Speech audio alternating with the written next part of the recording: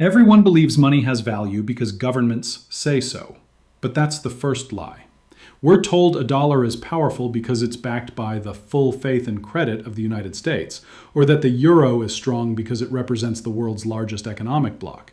Yet none of this explains why a piece of printed paper or a glowing number on a bank screen can command food, labor, or gold. What gives it power is not faith, it's obedience. And obedience, as history shows, is the weakest foundation a civilization can build its wealth upon. Look closer. Every empire that turned paper into money, from revolutionary France to Weimar Germany, from the British pound after World War I to the American dollar today, believed it had discovered a new law of economics. They thought they could separate wealth from substance, promise from metal, power from limits. But there is a silent arithmetic that never bends. The more paper you print, the less each piece means. Not because of greed or mismanagement, but because math itself refuses to lie. Imagine standing in Paris in 1790. The streets are full of hope. The monarchy has fallen and the revolutionaries promise a new order. To fund it, they issue assignats, paper notes backed by confiscated church land. At first, people cheer. Prices stabilize, trade revives. But within 5 years, that same paper is worth less than the ink printed on it. Bread costs 1,000 times more. People trade gold and grain in secret, and those caught doing so are executed. The revolution that began with liberty ends in famine and control. It wasn't politics that collapsed. It was arithmetic. Fast forward to 1971. President Nixon faces a different kind of rebellion, not from mobs, but from markets. For decades, the world's currencies were tied to gold at $35 an ounce.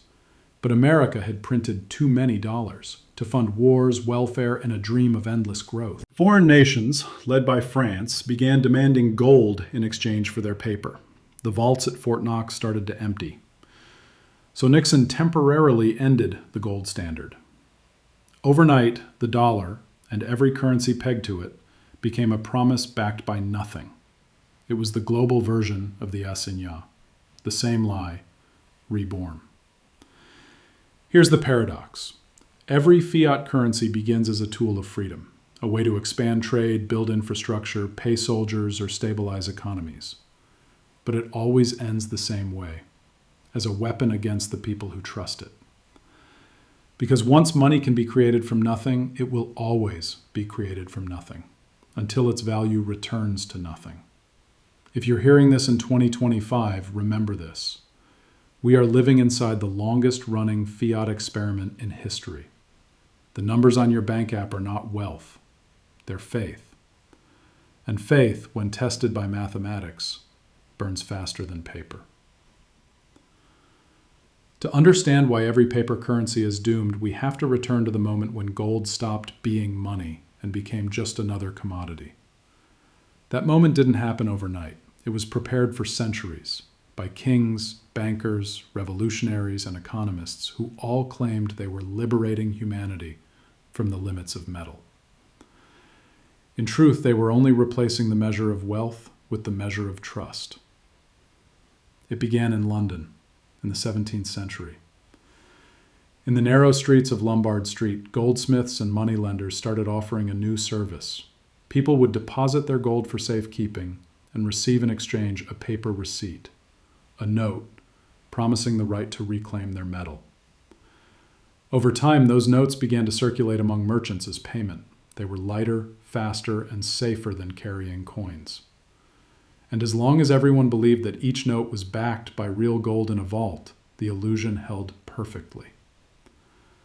That was the birth of what we now call paper money. A claim, not the thing itself.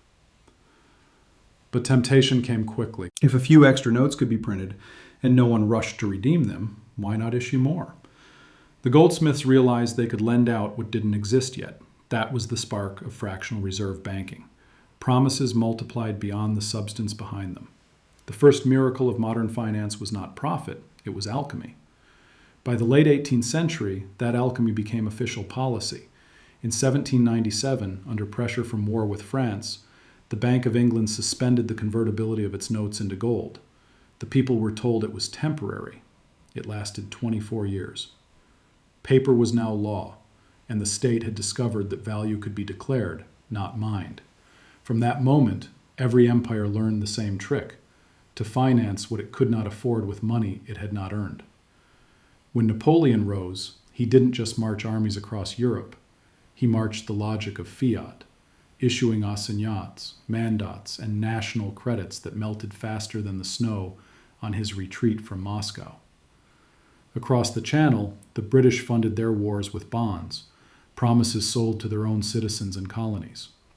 The creditor replaced the conqueror. The battlefield moved from land to ledger. The 19th century turned this alchemy into an institution. Central banks became the new monarchies, invisible yet absolute. They printed stability in peacetime and inflation in war, mastering the rhythm of expansion and collapse. And in 1913, with the creation of the Federal Reserve, America joined the same order. A private banking syndicate gained the power to issue the nation's money, not as a representation of wealth, but as an instrument of debt. That's the hidden architecture of the modern world, a system built not on gold or production, but on belief, managed by those who benefit when that belief wavers. The mechanism is elegant, almost divine in its simplicity. Governments spend, banks lend, citizens work, and the money that measures it all is born from nothing. The only collateral left is your labor, your taxes, your future. And yet for a while it worked. It always works, at first. Paper bought ships, built empires, raised armies, and financed revolutions. It seemed unstoppable. But beneath every note was the same invisible clock ticking, the moment when promises would outgrow the gold, the income, or the trust they rested upon. Because that's how systems die. Not from evil intentions, but from mathematics that no longer fits the illusion. If this made you see money in a different light, let me know where you're watching from. Every fiat system begins with confidence, and confidence feels like prosperity. When paper replaces gold, it feels like freedom. No more mines, no more limits, no more waiting for metal to be dug from the earth. Governments can stimulate growth. Banks can expand credit. Businesses can borrow, invest, and dream bigger than ever before. On paper, humanity has escaped gravity. After World War II, this illusion reached its golden age. The Bretton Woods system of 1944 promised the best of both worlds. The dollar would be as good as gold, and all other currencies would be pegged to it. Stability without restriction, growth without constraint. The United States held most of the world's gold, and more importantly, the world's trust. For every $35, there was supposed to be an ounce of gold in reserve. It sounded solid. It looked mathematical. But behind the curtain, the arithmetic had already begun to break. By the 1950s, America's paper promises, dollars circulating across Europe, Asia, and the Middle East, far exceeded the gold stored in Fort Knox. The French economist Jacques Rueff called it the deficit without tears. The United States could buy real goods from the world, oil, cars, steel, and pay with paper no one dared to refuse. It was empire by accounting. The dollar became the global assignat, and the rest of the world its reluctant creditor. But when numbers rise, so does arrogance. In the 1960s, Washington began spending without restraint. The Vietnam War, the Great Society programs, the space race, all financed not by production, but by printing. The logic was seductive. If the economy slowed, just issue more dollars. If inflation appeared, manipulate interest rates. If gold reserves shrank, redefine the standard. The mathematics of restraint were replaced by the politics of confidence. The illusion spread everywhere. Europe rebuilt its cities with borrowed money. Japan industrialized at record speed. Developing nations were promised prosperity if they pegged their currencies to the dollar and borrowed from Western banks. It was the global fiat expansion, the largest in human history. Every government discovered that debt could be disguised as progress. And the people believed it. Wages rose, stock markets soared, cities glittered with neon and concrete. The middle class became the engine of consumption. Credit cards replaced savings.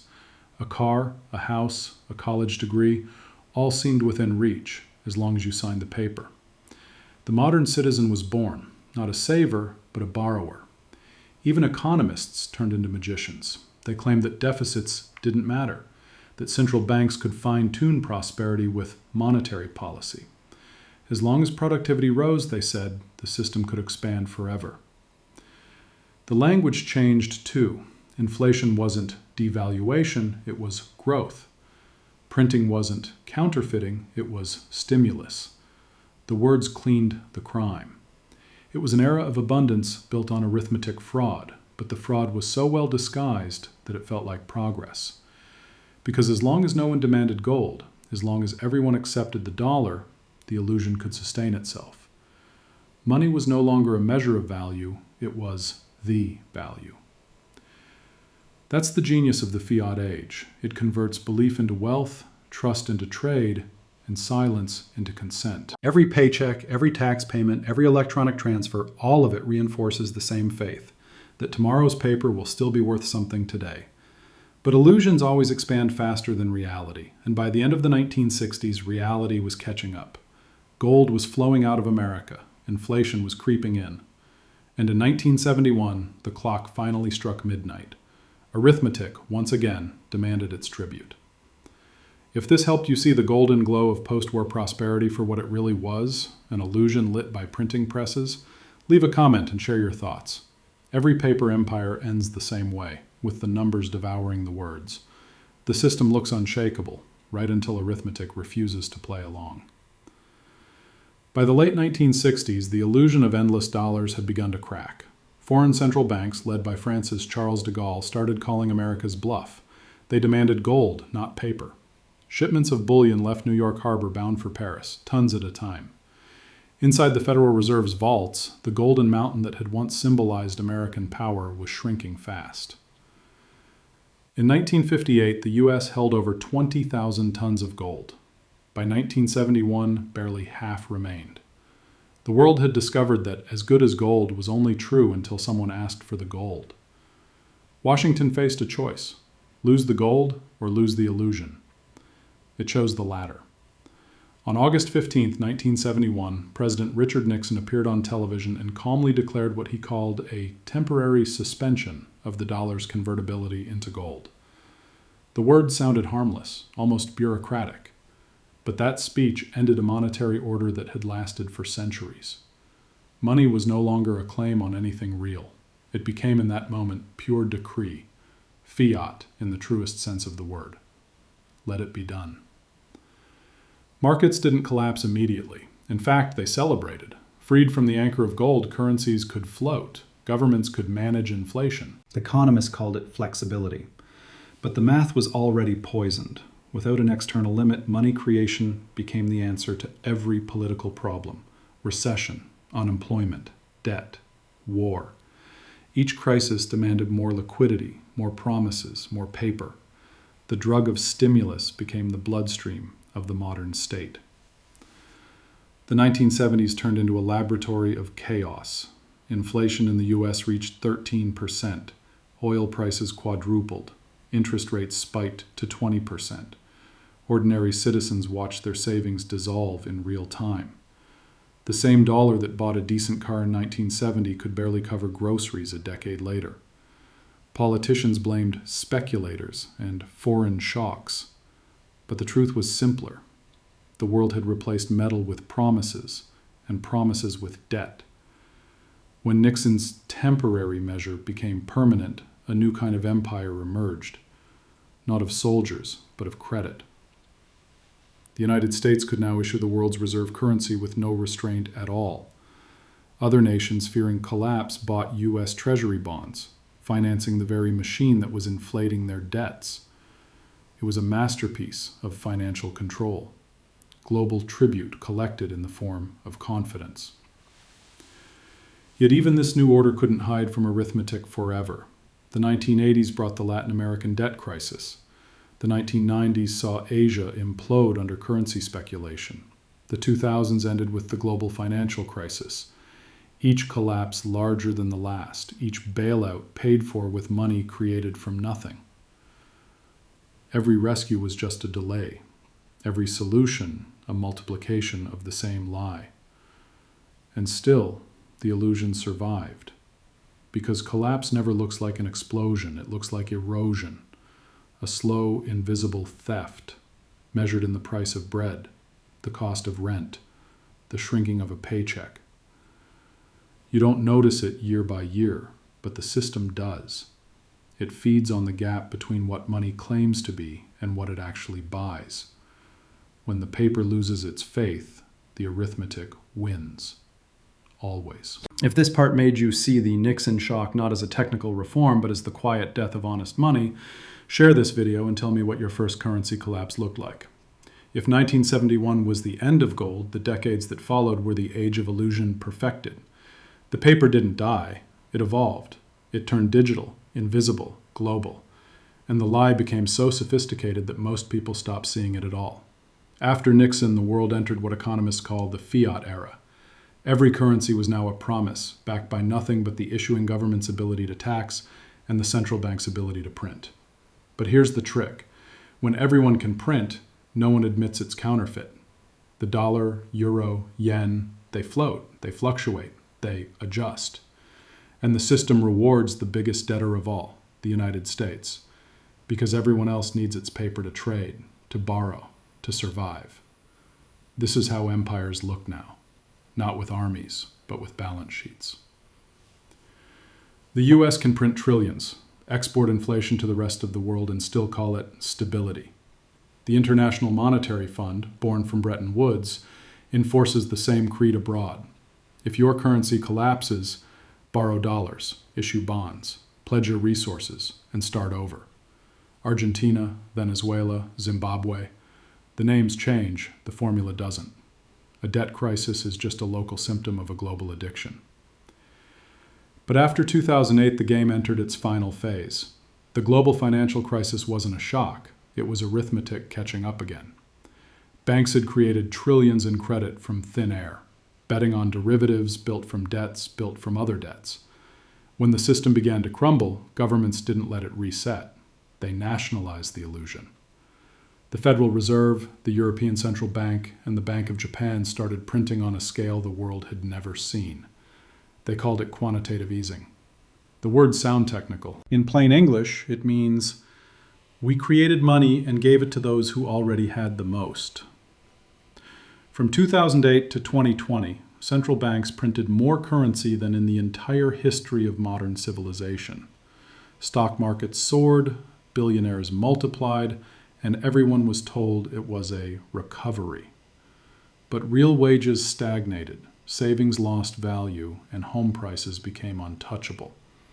The rich held assets, the poor held cash, and cash is what inflates first. Then came 2020, a global lockdown, a frozen economy, and trillions more printed overnight. The same recipe, just accelerated. In less than 2 years, the U.S. increased its money supply by over 40%. That's not economics. That's empire triage. And for a brief, shining moment, people believed it again. Checks in the mail, markets rising, the illusion of prosperity reloaded. Until the price of everything, food, fuel, rent, started to reveal the cost. Today, we live in the most fragile prosperity in history. The system looks digital, frictionless, modern, but it runs on the same ancient illusion that value can be declared, not earned. Central banks now speak openly about CBDCs, central bank digital currencies. It sounds futuristic, but it's the same fiat principle with new chains. The money of tomorrow won't just be created from nothing.